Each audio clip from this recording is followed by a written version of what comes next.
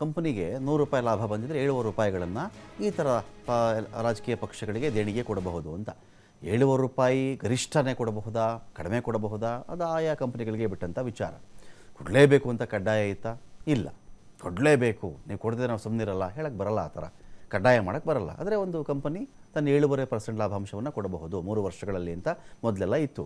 ಆ ರೂಲ್ಗೆ ಇದು ಮಾಡಿಬಿಟ್ರಿ, ತಿದ್ದುಪಡಿ ಮಾಡಿಬಿಟ್ರು. ನಿಮ್ಗೆ ಆಶ್ಚರ್ಯ ಆಗಿಬಿಡುತ್ತೆ, ಆ ನಿಯಮಕ್ಕೆ ತಿದ್ದುಪಡಿ ತಂದರು.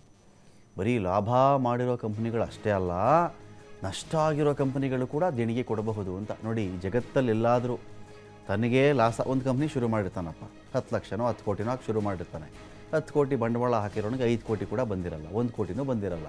ಅವ್ನು ನಷ್ಟ ಆಯಿತು ಅಂತ ತಾನೇ, ನಷ್ಟ ಆಗಿರೋನು ಕೊಡ್ಬೋದು ಅಂತ ಹೇಳಿದ್ರು. ಇದರಲ್ಲಿ ಇನ್ನೊಂದು ವಿಷಯ ಹೇಳ್ತೀನಿ, ಕೇಳಿಸ್ಕೊಳ್ಳಿ. ನಷ್ಟ ಆಗಿರೋ ಕಂಪನಿಗಳ ಕಡೆಯಿಂದನೂ ಕೂಡ ಬಾಂಡ್ಗಳ ಖರೀದಿ ಆಯಿತು ಅಂದರೆ ನೀವು ನಂಬಲೇಬೇಕಿದನ್ನು. ಇದು ಜಗತ್ತಲ್ಲಿ ಇಂಥ ಎಕನಾಮಿಕ್ಸು, ಇಂಥ ಅರ್ಥಶಾಸ್ತ್ರ ಯಾವುದೇ ಯೋಜನೆಯಲ್ಲಿ ಇರಲಿಲ್ಲ ರೀ. ನಷ್ಟ ಆಗಿರೋ ಕಂಪನಿನೂ ದೇಣಿಗೆ ಕೊಡಬಹುದು ಅಂದರೆ ಏನು ರೀ ಅರ್ಥ? ಇನ್ವೈಟ್ ಮಾಡೋದು, ಶೆಲ್ ಕಂಪ್ನಿಗಳನ್ನು ಮಾಡ್ಕೊ ನೀನು. ಸುಮ್ಮನೆ ಲಾಸ್ಗಳನ್ನು ತೋರಿಸು ನೀನು. 50 ಕಂಪ್ನಿನಲ್ಲಿ ಲಾಸ್ ತೋರಿಸು, ಟ್ಯಾಕ್ಸನ್ನು ವಂಚನೆ ಮಾಡಿಬಿಡು. ಟ್ಯಾಕ್ಸ್ ವಂಚನೆ ಮಾಡಿದ್ರೆ ಏನಂತಾರ? ಹಣನ ಬ್ಲ್ಯಾಕ್ ಮನಿ, ಕರಿ ಮನಿ, ಕಪ್ಪು ಹಣ ಅಲ್ವಾ?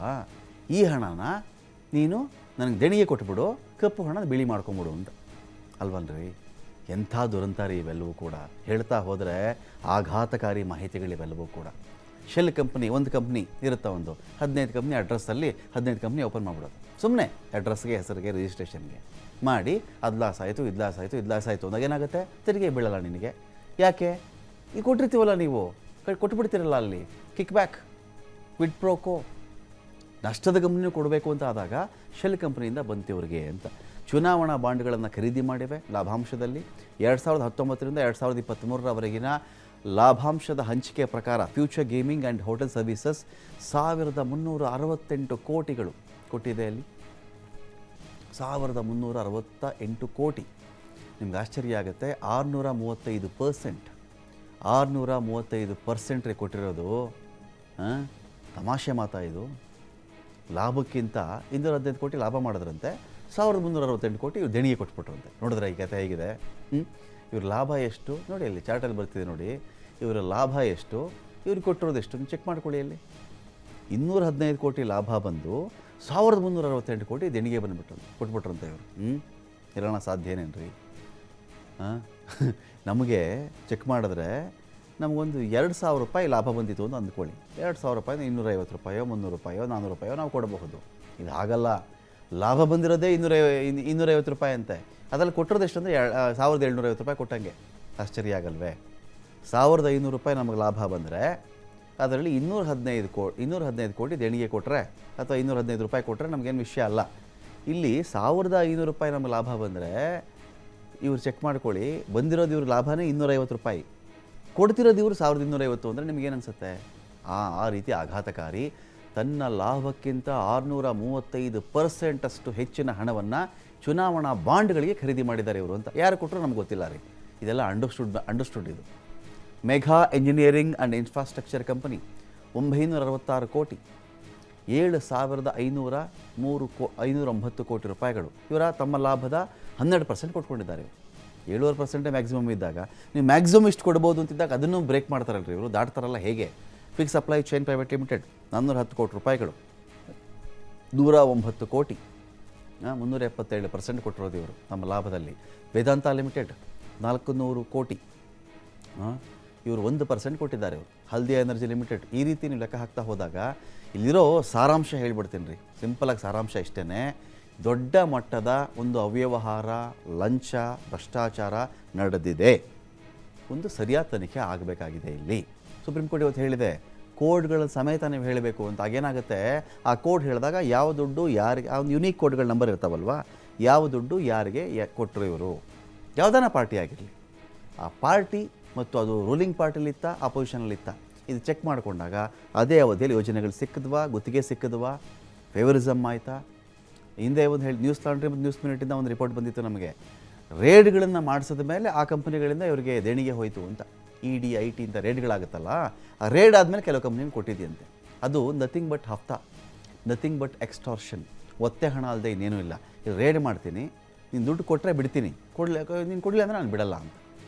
ಈ ಮಟ್ಟದಲ್ಲೂ ಕೂಡ ದೊಡ್ಡ ಮಟ್ಟದಲ್ಲಿ ಈ ದೇಶದಲ್ಲಿ ನಡೆದಿದೆ. ಇದು ಹಿಂದೆಂದೂ ಕಂಡು ಕೇಳರಿಯದ ರೀತಿಯ ಒಂದು ಭ್ರಷ್ಟಾಚಾರ ಇಲ್ಲಾಗಿರಬಹುದು ಅಂತ ಮಾತಾಡ್ತಾ ಇದ್ದಾರೆ. ನಂಬರ್ 1 ಬಾಂಡ್ ಕಂಪನಿ ನಾವು ಚೆಕ್ ಮಾಡಿಕೊಂಡ್ರೆ 1368 ಕೋಟಿ ಮೊತ್ತದ ಚುನಾವಣಾ ಬಾಂಡನ್ನು ಫ್ಯೂಚರ್ ಗೇಮಿಂಗ್ ಕಂಪನಿಯಲ್ಲಿ ಖರೀದಿ ಮಾಡಿಕೊಂಡಿದೆ.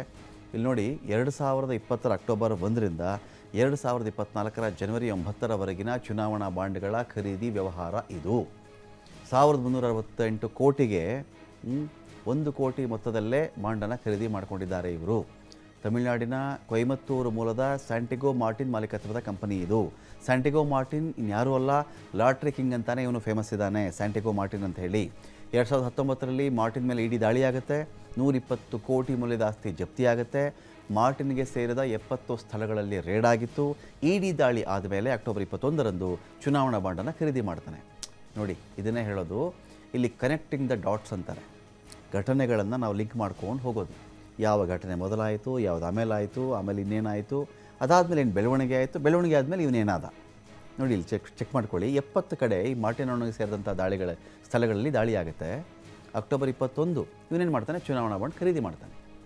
2022ರ ಏಪ್ರಿಲ್ 2ನೇ ತಾರೀಕು ಏನಾಗುತ್ತೆ, ಇಡಿಯಿಂದ 409 ಕೋಟಿ 92 ಲಕ್ಷ ಮೌಲ್ಯದ ಆಸ್ತಿ ಬಿಡುಗಡೆ ಆಗುತ್ತೆ, ರಿಲೀಸ್ ಆಗುತ್ತೆ ರೀ.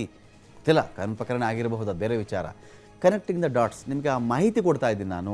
ನೀವು ಇಲ್ಲಿ ಏನಾಗಿರ್ಬೋದು ಅಂತ ನಿಮ್ಮ ಅಂದಾಜಿಗೆ ನಾನು ಬಿಟ್ಬಿಡ್ತೀನಿ, ನಾನೇನು ಇಲ್ಲಿ ಹೇಳಕ್ಕೆ ಹೋಗಲ್ಲ. ಇಲ್ಲಿ ಏಪ್ರಿಲ್ 7ನೇ ತಾರೀಕು 100 ಕೋಟಿ ಮೌಲ್ಯದ ಚುನಾವಣಾ ಬಾಂಡ್ ಖರೀದಿ ಮಾಡ್ತಾನೆ ಇವನು. ಮಾರ್ಟಿನ್ ಖಜಾನೆಯಿಂದ ದೊಡ್ಡ ಮೊತ್ತದ ಹಣ ರೂಲಿಂಗ್ ಪಾರ್ಟಿಗೆ ಹೋಗಿದೆ ಅಂತ ಹೇಳ್ತಾ ಇದ್ದಾರೆ. ವೆಯ್ಟ್ ಮಾಡಿ. ಇನ್ನೊಂದು ಕಡೆ ಕ್ವಿಕ್ ಸಪ್ಲೈ ಕಂಪನಿ ಕಡೆಯಿಂದ 410 ಕೋಟಿ ರೂಪಾಯಿ ಮೌಲ್ಯದ ಬಾಂಡ್ ಖರೀದಿಯಾಗಿದೆ. ರಿಲಯನ್ಸ್ ಗ್ರೂಪ್ಗೆ ಸೇರಿದಂಥ ಕಂಪನಿಯಿಂದ 2022 ಜನವರಿ 5ರಂದು ಮೊದಲ ಬಾಂಡ್ ಖರೀದಿಯಾಗುತ್ತೆ. 1 ವರ್ಷದ ಅವಧಿಯಲ್ಲಿಯೇ 410 ಕೋಟಿ ಮೌಲ್ಯದ ಬಾಂಡ್ಗಳ ಖರೀದಿ ನಡೆಯುತ್ತೆ. ಆದರೆ ಈ ಕಂಪನಿ ಮೇಲೆ ಎಲ್ಲೂ ಕೂಡ IT ರೇಡ್ ಆಗಲಿ, ಇಡಿ ರೇಡ್ ಆಗಲಿ ಆಗಿಲ್ಲ. ಅಂಬಾನಿ ಒಡೆತನದ ರಿಲಯನ್ಸ್ ಗ್ರೂಪ್ನ ಸಿಸ್ಟರ್ ಕನ್ಸರ್ನ್ ಕಂಪನಿ ಇದು. ಇನ್ನೊಂದು ಕಡೆ ವೈಯಕ್ತಿಕವಾಗಿ ಆಯ್ತಪ್ಪ, ನಾವೀಗೆಲ್ಲ ಕಂಪನಿ ಬಗ್ಗೆ ಹೇಳಿಬಿಟ್ವಿ. ಈಗ ಇಂಡಿವಿಜುವಲ್ ಆಗಿ ವೈಯಕ್ತಿಕವಾಗಿ ಯಾರೆಲ್ಲ ಬಾಂಡನ್ನು ಖರೀದಿ ಮಾಡಿಕೊಂಡು ನೋಡ್ತಾ ಬಂದರೆ ಟಾಪ್ 10 ವ್ಯಕ್ತಿಗಳು ಚೆಕ್ ಮಾಡಿದ್ರೆ ಇಲ್ಲಿ SL ಮೊಹಾಂತಿ 45 ಕೋಟಿ ರೂಪಾಯಿಗಳ ಬಾಂಡ್ ಖರೀದಿ ಮಾಡಿಕೊಂಡಿದ್ದಾರೆ. ಲಕ್ಷ್ಮೀ ನಿವಾಸ್ ಮಿತ್ತಲ್ 35 ಕೋಟಿ ಬಾಂಡ್, ಲಕ್ಷ್ಮೀದಾಸ್ ವಲ್ಲಭದಾಸ್ 25 ಕೋಟಿ, KR ರಾಜಾ 25 ಕೋಟಿ, ರಾಹುಲ್ ಭಾಟಿಯಾ 20 ಕೋಟಿ ರೂಪಾಯಿಗಳನ್ನು ಖರೀದಿ ಮಾಡಿಕೊಂಡಿದ್ದಾರೆ ಬಾಂಡು. ರಾಜೇಶ್ ಮನ್ನಾಲಾಲ್ ಅಗರ್ವಾಲ್ 13 ಕೋಟಿ ಖರೀದಿ ಮಾಡಿದ್ದಾರೆ ಇವರು ಬಾಂಡು. ಸೌರಭ್ ಗುಪ್ತಾ 10 ಕೋಟಿ, ರಾಜಕುಮಾರ್ ಶರ್ಮಾ 10 ಕೋಟಿ ಖರೀದಿ ಮಾಡಿದ್ದಾರೆ. ರಾಹುಲ್ ಜಗಪತ್ ಜೋಶಿ 10 ಕೋಟಿ, ಹರಮೇಶ್ ರಾಹುಲ್ ಜೋಶಿ 10 ಕೋಟಿ, ಅನಿತಾ ಹೇಮಂತ್ ಶಾ 8 ಕೋಟಿ. ಇದೆಲ್ಲ ವೈಯಕ್ತಿಕವಾಗಿ ಅನೇಕರಿದ್ದಾರೆ, ಕೆಲವರದ್ದು ಮಾತ್ರ ನಾವಿಲ್ಲಿ ಹೇಳ್ತಾ ಹೋಗ್ತಾ ಇದ್ದೀವಿ. ಅಂದರೆ ಇಷ್ಟರ ಮಟ್ಟಿಗೆ ಅವರೆಲ್ಲ ಖರೀದಿ ಮಾಡಿಕೊಂಡು ಏನೂ ಲಾಭ ಇಲ್ಲದೆ ಇಷ್ಟೊಂದು ಖರೀದಿ ಮಾಡಿ ಡೊನೇಷನ್ ಕೊಟ್ಟುಬಿಟ್ಟಿದ್ದಾರೆ ಅಂತ ಹೇಳಿದ್ರೆ ನಂಬುವುದು ಕಷ್ಟ ಅಲ್ವಾ. CSR ಫಂಡ್ ಅಂತ ಇರುತ್ತೆ, ಕಾರ್ಪೊರೇಟ್ ಸೋಷಿಯಲ್ ರೆಸ್ಪಾನ್ಸಿಬಿಲಿಟಿ ಅಂತ ಹೇಳಿ, ಸಾಮಾಜಿಕ ಜವಾಬ್ದಾರಿಯನ್ನು ಒಂದು ಕಾರ್ಪೊರೇಟ್ ಸಂಸ್ಥೆಗಳು ಇಟ್ಕೊಂಡು ಫಂಡಿಂಗ್ ಮಾಡ್ತಕ್ಕಂಥದ್ದು. ಕೆಲವರು ಟಾಯ್ಲೆಟ್ ಕಟ್ಟಿಸ್ತಾರೆ, ಕೆಲವರು ಬ್ರಿಡ್ಜ್ ಕಟ್ಟಿಸ್ತಾರೆ, ಕೆಲವರು ಸ್ಕೈ ವಾಕ್ ಕಟ್ಟಿಸ್ತಾರೆ, ಕೆಲವರು ಯಾವ್ದಾದ್ರು ಚಿಕಿತ್ಸೆಯನ್ನು ಕೊಡಿಸ್ತಾರೆ, ಸೀಳು ತುಟಿ ಚಿಕಿತ್ಸೆಯನ್ನು ಮಾಡಿಸ್ತಾರೆ. ಇದೆಲ್ಲ ಒಂದು ಭಾಗ. ಆದರೆ ಈ ಬಾಂಡ್ಗಳ ಕಥೆ ಇದು ಬೇರೆಯೇ ಕಥೆ ಇದೆ. ಲಂಚ ಇಲ್ಲ, ಭ್ರಷ್ಟಾಚಾರ ಇಲ್ಲ, ಇದಿಲ್ಲ ಅಂತ ಹೇಳ್ತಿರಬೇಕಾದ್ರೆ ಯಾವುದು ದೇಣಿಗೆ, ಯಾವುದು ಲಂಚ? ಈ ದೊಡ್ಡ ಪ್ರಶ್ನೆಯನ್ನು ಈ ದೇಶದ ಮುಂದೆ ಇದೆಲ್ಲವೂ ಕೂಡ ಇಡ್ತಾ ಇದೆ. ಲಂಚನೇ ದೇಣಿಗೆನಾ, ದೇಣಿಗೆನೇ ಲಂಚನಾ? ದೊಡ್ಡ ಭ್ರಷ್ಟಾಚಾರ ಇಲ್ಲಾಗಿದೆಯಾ ಹೇಳಿ? ಯಾವ ಪಾರ್ಟಿಗೆ ಯಾರು ಎಷ್ಟು ಹಣ ಕೊಟ್ಟರು ಹೇಳಿ? ಕೊಟ್ಟ ಮೇಲೆ ಯಾವ ಕಂಪನಿಗೆ, ಯಾವ ವ್ಯಕ್ತಿಗೆ, ಯಾವ ಫೇವರಿಸಮ್ ನಡೆದಿದೆ ಆ ಕಾಲಘಟ್ಟದಲ್ಲಿ? ಇಡಿ ರೇಡ್ ಯಾವಾಗಾಯಿತು, ಯಾವಾಗ ಬಾಂಡ್ ಖರೀದಿ ಮಾಡ್ದ ಹೇಳಿ? ಚೆಕ್ ಮಾಡ್ಕೊಳ್ಳಿ ನೀವು. ಇಡಿ ರೇಡ್ ಆಗೋದು, ಬಾಂಡ್ ಖರೀದಿ ಮಾಡೋದು, ಆಮೇಲೆ ಅವನು ಆಸ್ತಿ ಬಿಡುಗಡೆ ಮಾಡೋದು. ಏನಿದು ಅರ್ಥ ಏನ್ರಿ ಇದು? ನಮಗೆ ಗೊತ್ತಿಲ್ಲ, ನೀವು ಡಿಸೈಡ್ ಮಾಡಿ. ಇದನ್ನು ಚುನಾವಣಾ ಬಾಂಡ್ಗಳ ದಾಖಲೆ ಸಲ್ಲಿಸಿದ್ರು ಕೂಡ SBIಗೆ ಸುಪ್ರೀಂ ಕೋರ್ಟ್ ಚಾಟಿ ಬೀಸಿದೆ. ಸರಿಯಾಗಿ ಬಾಂಡ್ಗಳ ಮೇಲಿನ ನಂಬರ್ ಕೋಡನ್ನು ಕೊಟ್ಟಿಲ್ಲ SBI ಅಂತ ಆಗಲೇ ಹೇಳ್ತಾ ಇದ್ದೆ ನಾನು. ಬಾಂಡ್ಗಳ ಮೇಲಿರ್ತಕ್ಕಂಥ ನಂಬರಿಂದ ದಾನಿಗಳ ವಿವರ ತಿಳಿಯುತ್ತೆ. ದಾನಿಗಳ ವಿವರ ಮತ್ತು ಪಕ್ಷ ಎನ್ಕ್ಯಾಶ್ ಮಾಡಿಕೊಂಡಿರುವ ಬಗ್ಗೆ ಮಾಹಿತಿ ಲಭ್ಯವಾಗುತ್ತೆ ಅಂತ. ಇದೇ ಇಂಪಾರ್ಟೆಂಟ್. ಇಲ್ಲಿ ಏನಾಗುತ್ತೆ, ಎಲೆಕ್ಷನ್ ಬರ್ತಾ ಇದೆಯಲ್ಲ, ಎಲೆಕ್ಷನ್ ಬರ್ತಾ ಇದೆ, ಪೆಟ್ರೋಲ್ ಬೆಲೆ ಅಷ್ಟಾಯಿತು, ಡೀಸೆಲ್ ಬೆಲೆ ಇಷ್ಟಾಯಿತು, ಇದ್ರ ಕಡೆ ಹೊರಟೋಗುತ್ತೆ ನ್ಯೂಸು. ವಿಷಯ ಇಲ್ಲಿ ಏನಿದೆ ಅಂದರೆ, ಬಾಂಡ್ ಖರೀದಿ ಮಾಡಿದ್ರೆ ಕೊಟ್ಬಿಟ್ವಿ ಡೀಟೇಲ್ಸು. ಸುಪ್ರೀಂ ಕೋರ್ಟ್ ಈ ಥರ ಹೇಳಿರಲಿಲ್ಲ, ಬಿಡಿಯಾಗಿ ಚಿಕ್ಕದಾಗಿ ಮಾಹಿತಿ ಕೊಡಿ ಅಂತ. ಮಾಹಿತಿ ಪೂರ್ತಿ ಅಪ್ಲೋಡ್ ಆಗಬೇಕು ಅಂತ ಹೇಳಿತ್ತು. ಇವ್ರೇನು ಮಾಡಿಬಿಟ್ರು, ಬಾಂಡ್ ಖರೀದಿದಾರರು ಹೇಳಿಬಿಟ್ರು, ಎಲ್ಲರೂ A ಇಂದ Z ವರೆಗೂ ಹೇಳಿಬಿಟ್ರು, ಇಷ್ಟು ಜನ ಬಾಂಡ್ ಖರೀದಿ ಮಾಡ್ಕೊಂಡಿದ್ದಾರೆ, ಇಷ್ಟು ಸಂಸ್ಥೆ ಖರೀದಿ ಮಾಡ್ಕೊಂಡಿದ್ದಾರೆ. ಹೇಳಬೇಕಾಗಿದ್ದ ಮಾಹಿತಿ ಏನಂದರೆ, ಅಂದರೆ ಅಲ್ಲೂ ಮುಚ್ಚಿಟ್ಟಿರೋ ಮಾಹಿತಿ ಏನು ಅಂತ ಹೇಳಿದ್ರೆ, ಯಾರು ಖರೀದಿ ಮಾಡಿ ಯಾವ ದಿನಾಂಕದಂದು ಯಾರಿಗೆ ಕೊಟ್ಟ. ಇದೇ ಇಲ್ವಲ್ಲ, ಮತ್ತೆ ಇಲ್ಲಿ ಇನ್ನೊಂದು ಕಳ್ಳಾಟ, ಇಲ್ಲಿ ಇನ್ನೊಂದು ಥರ ಕಳ್ಳಾಟ ತಾನೇ ಇದು. ವಿಷಯ ಇಲ್ಲೇನಿದೆ ಸಾರಾಂಶ, ಬಾಂಡ್ ಖರೀದಿ ಮಾಡಿದ್ರಲ್ಲಪ್ಪ ನಿಮ್ಮ ಬ್ಯಾಂಕ್ನ ಕಡೆಯಿಂದ, ಯಾವಾಗ ಖರೀದಿ ಮಾಡಿ ಯಾರಿಗೆ ಕೊಟ್ಟಿದ್ರು ಅದು ಅಪ್ಲೋಡ್ ಮಾಡಿಬಿಡಪ್ಪ ಅಂತ ಹೇಳಿದ್ರೆ, ಇವರೇನು ಮಾಡಿಬಿಟ್ರು, ಬಾಂಡ್ ಖರೀದಿದಾರ ವಿವರ ಕೊಟ್ಟುಬಿಟ್ರು.